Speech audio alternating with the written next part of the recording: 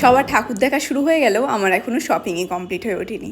তাই আজকে সানডে, তাই একটু শপিংয়ের উদ্দেশ্যে বেরিয়ে পড়েছিলাম। তো প্রথমেই চলে গেছিলাম অনন্যা ডিজাইনারে, সেখান থেকে একটি শাড়ি নিয়ে বেরিয়ে পড়েছিলাম। তো অনলাইন থেকে দুটো জিন্স অর্ডার করেছিলাম, তো এখনও এসে পৌঁছায়নি, তাই প্যান্টালুন্সে চলে গেছিলাম জিন্স নিতে।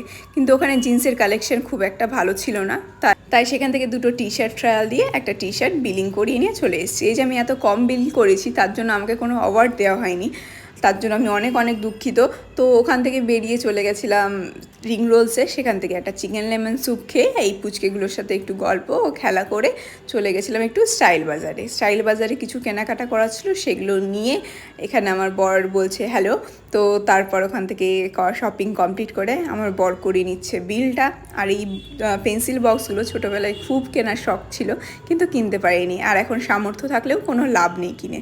তো ওখান থেকে বিল করিয়ে চলে গেছিলাম বাড়ি। তো আজকের ব্লগটা এইটুকুই। Tata, good night.